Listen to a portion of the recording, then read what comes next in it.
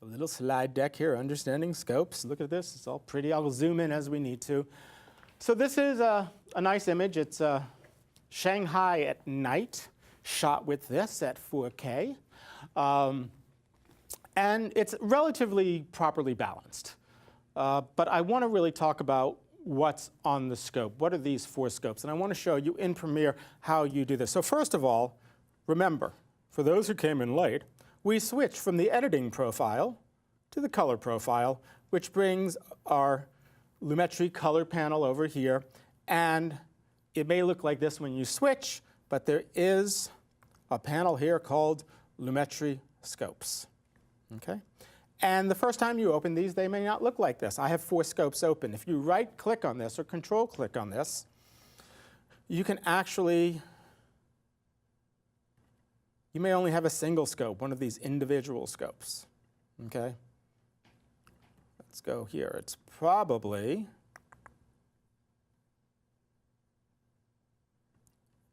this, your waveform. So there's 4 scopes that we're going to be talking about and we use to color correct. And they each give us different information about our image to allow us to make things neutral. Okay? So this is a waveform, and it actually represents the luminance values of an image. I'm going to go ahead and make this black and white because I like my waveforms to be black and white. This is breaking it up into the different red, green, and blue color spaces. But what I really want is I want to see, you know, what's bright and what's dark. And if you look at this image and you look at the scope, think of this as being painted left to right, that this is what's on the very left of the screen, and these are the luminance values of what's on the left of the screen. So for instance, I have darkness here. That's probably that area right here. I want to make sure that this is is fitting in the screen. Let's make sure, set to frame size. Yep, we're good. So, you know, it's mostly a dark scene, so I mostly have color stuff here. And there's the bright lights. They kind of can see the buildings as we move left to right. Probably buried in here is the ship, which has some brightness. So this is telling me my black and white levels from left to right on the screen. And we'll look at a couple other images, and you can see how that appears. You want your colors, or you want your luminance levels to be as low as 0, never below, okay, and never above 100. Anything above 100, you're going to be losing your detail. Anything below 0, or actually, if you start seeing this just get really crushed down here, you lose all the detail in your blacks. Okay, so here we have an image. Because it's mostly night, you kind of can see there's some of the bright lights of the buildings, and it just has a lot of black information in it. And so that is our waveform. I'm going to go ahead and jump to another image here. As a matter of fact, I'm going to go ahead and grab another image and throw it on here. Let me go ahead, jump there. Shift 1 will give me my project.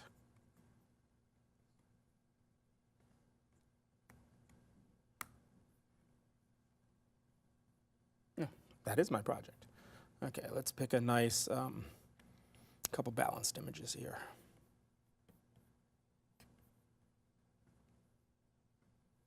This force touchpad's a killer.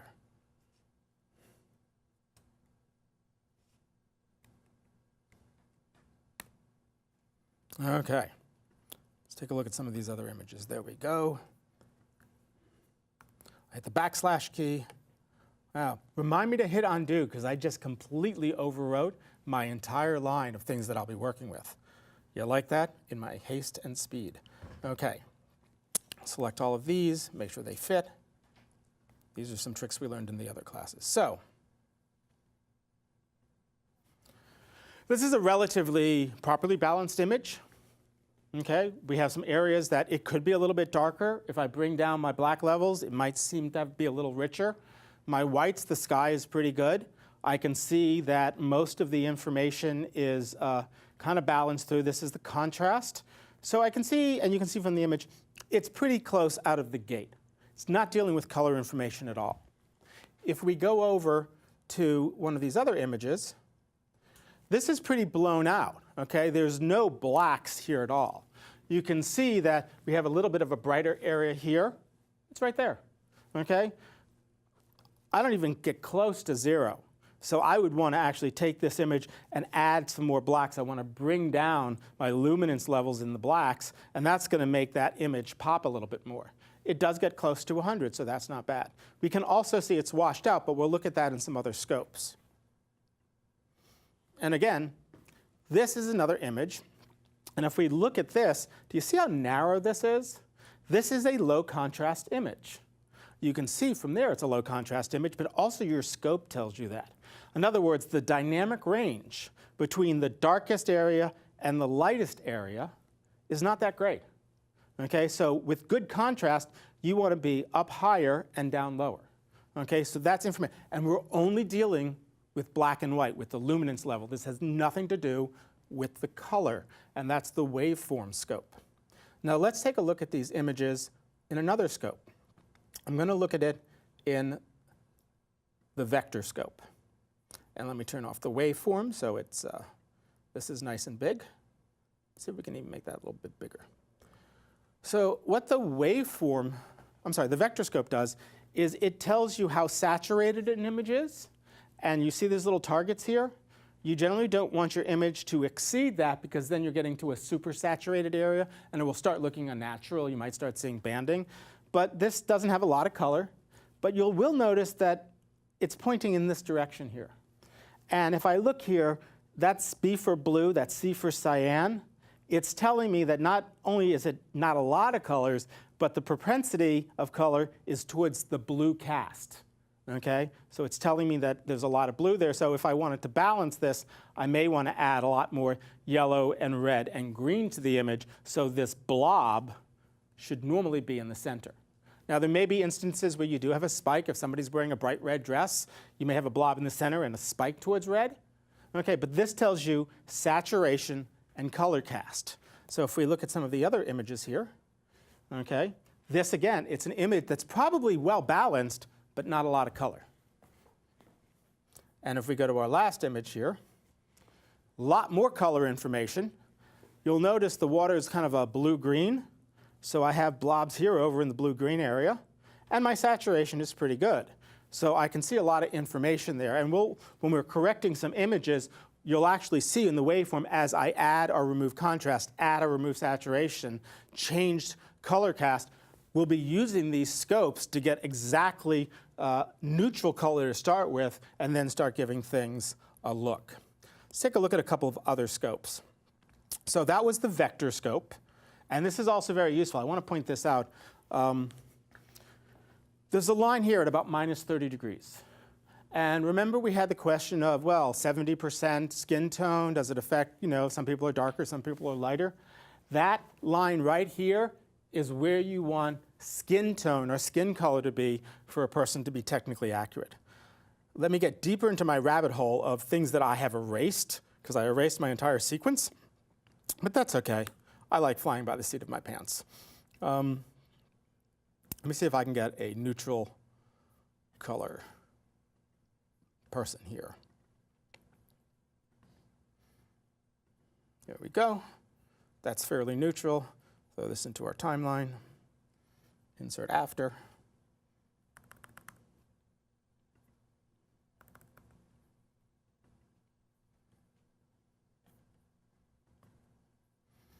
So here we see that the bulk of the color is right along that line. She's wearing red, so I got a spike there from the red shirt. I have my scope there, so that's not my scope, my color chart.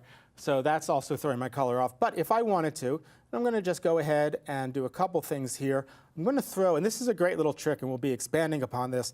If I go ahead and I throw a crop filter on it, okay, I can isolate exactly the skin tone. Throw crop on this. Go to my effects controls. Where's my crop? There we go. I'm going to click on the little icon there so I can manually do this on the screen.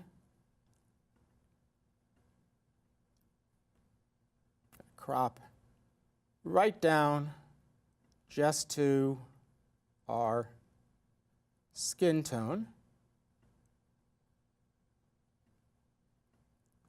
Bet you all can see that really well. No, I'll fix that. There we go. So now I have my skin tone.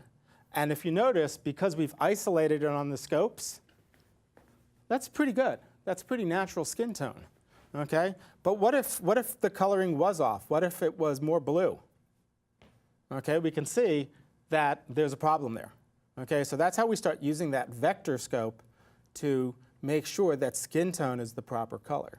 So it's along that vector, and the other thing is saturation. So if you notice, if you look at the picture, if I desaturate her face, that gets smaller.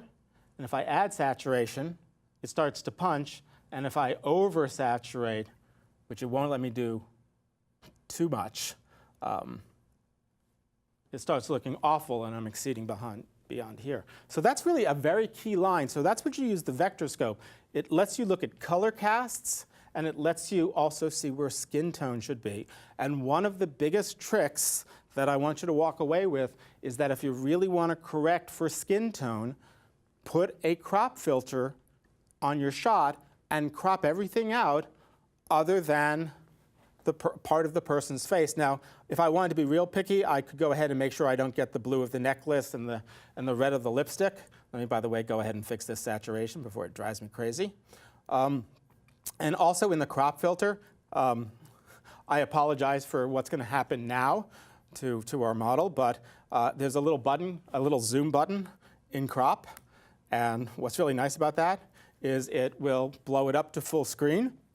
And then when I look at the scope, I really can see what I'm isolating. So I can say, yes, that skin tone is really good.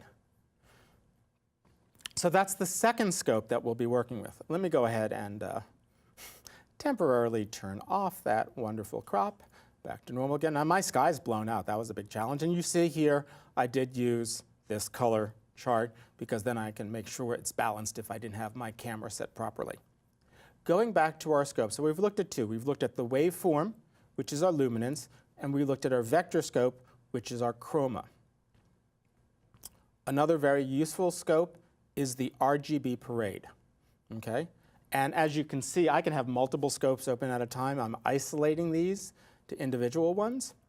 And what this allows me to do is think of RGB parade as breaking up your luminance into the root red, green, and blue color spaces. And television works in RGB. If you're a photographer and you're doing a lot of print work, you probably may be using CMYK. There's always lab color. Television works in RGB. The signals are recorded in RGB. If you're working with a still photograph, convert it to RGB, and everything will be good. So if I look at this image, and this image is, I think I did zoom this in a little bit. There we go. And I did, let me go ahead and reset her motion, boom.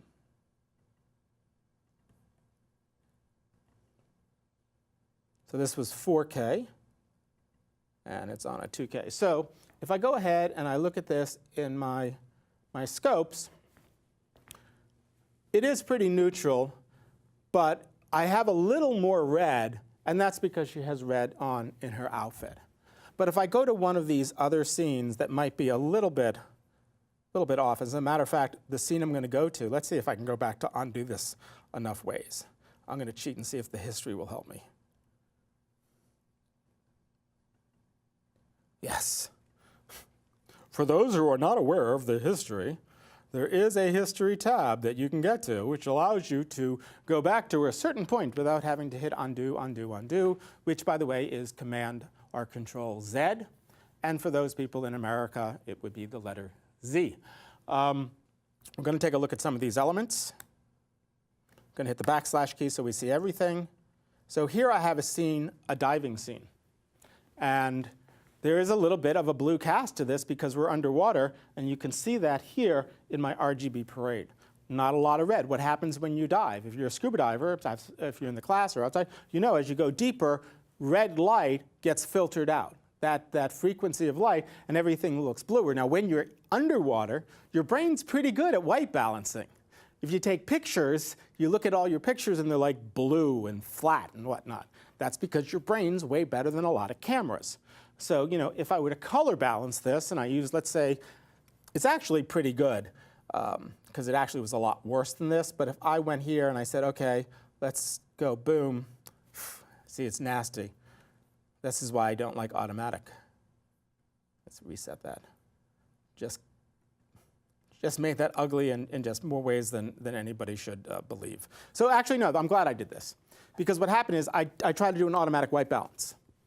So it automatically said, oh, I need to add more red to compensate for all that blue. It doesn't know I'm underwater. And what did it do? It actually made the image pretty ugly. Not as ugly as on my computer, because that screen is calibrated, where my computer is calibrated to that screen. So you can see with and without. So little nuance there. So that's what that is used for. And then the fourth scope, we have our vector scope, histogram, waveform, and we also can use our histogram. Histogram, and a lot of you who are photographers are familiar with it, except you're used to seeing it from left to right instead of bottom to top, basically tells you the contrast of your image. And I'm going to look at my histogram, if I can, as a black and white. Don't know if they let me do that on this. We won't worry about that. So this actually is kind of like a balanced image, but if I go ahead and I look at some of those really ugly images that I had before, I'm going to hit Shift-1 to just jump back here, bring that full screen, grab and look at some of my wonderfully ugly media. Here's a lovely shot here. I'm going to go ahead and take that, bring that into the end, hit the period key. If I look at this in my histogram, you'll see that my dynamic range, again, you're dealing with dynamic range. There's not a lot of black area here. Okay? A nice histogram for a balanced shot should just be kind of like a nice even mountain. Okay? So that tells me that I have like most of my color, most of my information is in the middle, but I do have some nice bright whites and some nice rich black. So this is a little washed out. If I look at this same one using my waveform, you can see, again, a very low contrast image. So those are the four scopes that you work with and that we will work with. As a matter of fact, we'll work with this shot before the break just so you can get an idea of some of the basic corrections you can do. But generally, I stick to my waveform first, and then I usually use my vector scope to make sure my color cast is good, and the RGB parade. The histogram, sometimes I use that. I use that more when I'm in Photoshop. I've used it with other nonlinear systems when I didn't have all these other great scopes. But those are the big three, but sometimes I will take a quick peek at the histogram just to make sure that it is technically balanced. And as you can see, again, as we look left and right, you know, it's kind of washed out, but I see some spikes here. It's almost like you could see this building here and you have that really bright reflection there. So that's what's happening. And it's something to keep in mind is that when you're color balancing and you're working with the luminance of a shot, you might have a situation where if I make this properly bright, this may blow out. And I may just have to accept that because I don't want to necessarily balance for, you know, a glint or a highlight at the expense of the rest of the shot. Okay? And I can always just, you know, truncate it so that, yep, that piece is blown out, but everything else is balanced. If there is information there, I could even go to my secondary color correction and grab that luminance level and create a mask and bring down the light there. But don't think that, you know, I can't go above that, so I'm stuck down here for my image. Okay?